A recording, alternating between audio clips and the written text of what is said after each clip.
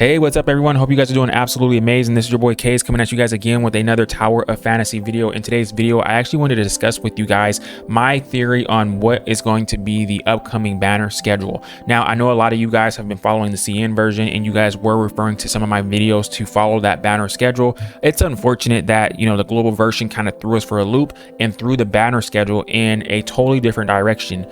But that does kind of have some benefits to it, but it also kind of throws a wrench in our game plan to be able to actually prepare for certain banners, etc., because we don't know when certain characters are going to be introduced.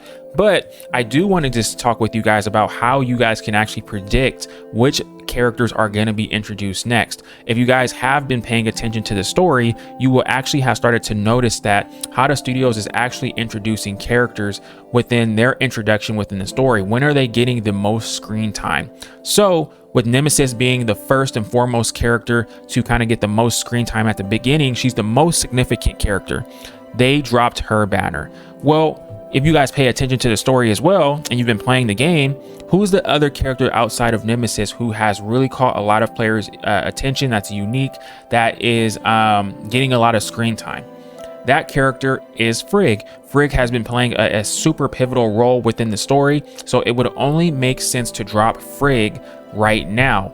So who's going to be coming after Frigg? Here's how you guys can predict this. If you have played the CN version, it will not be that hard for you guys to kind of pin down who those next characters will be. There are only two options in my opinion. Now, I could be wrong. Do not take this for face value. I could be completely wrong and this idea gets shot completely out the water. But in my opinion, there is only two options of who can come next. That is Claudia and Cobalt B.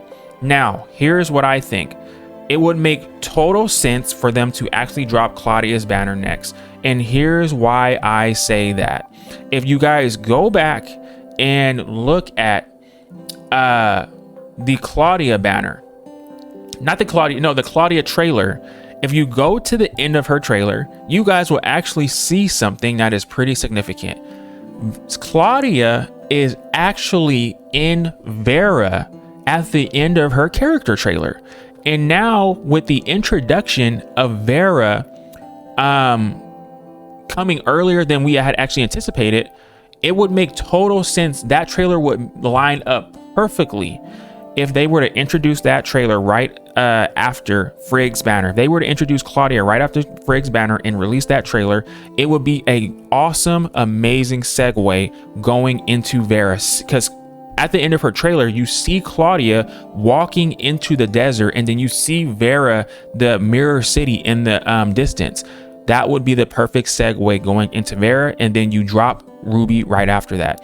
Now, the other option would be Cobalt B. Cobalt B has been the third most significant character within the 1.0 story that has gotten some screen time. So it would, Cobalt B would actually be a great choice. I think it's highly unlikely that they will actually release her in that moment. If they do, I'm gonna be super excited. But in terms of Cobalt B, I think that she still has some screen time within Vera in the story, from what I do remember. So there's a strong possibility that she may and may not come in the form of a character banner within the Vera timeline. So then after that, you guys can be expecting, once we get to Vera, you can expect Ruby to be the first banner. You can also expect right after that, it will probably go Saki, Fuha, and then right after that, it will be Lin. And then after that, it will start following. So here's the thing. I'm actually going to back up for a second. I highly anticipate that the character banners are going to follow the same order in CN for 2.0. The character banners are going to follow the same resume that they did within the CN version. And here's why I say that. In the CN version, they are already following a character introduction kind of format within the CN version of version 2.0. When characters are being introduced into the story, that's when their character banner actually has been releasing. So it would actually make perfect sense. It almost feels like they actually corrected their format in the global version of the game, and they was like, hey, we're following this format now in the CN version. Let's actually do that in the global version. And that's why things kind of maybe might have had a shift in version 1.0 with the banner schedule.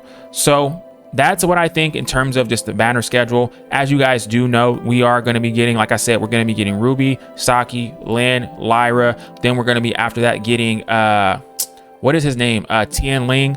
I think I'm saying his name wrong. And then we are also after that getting Annabelle. And then there is another new introduction of a new Frost character that is going to be coming in the form of version 2.2.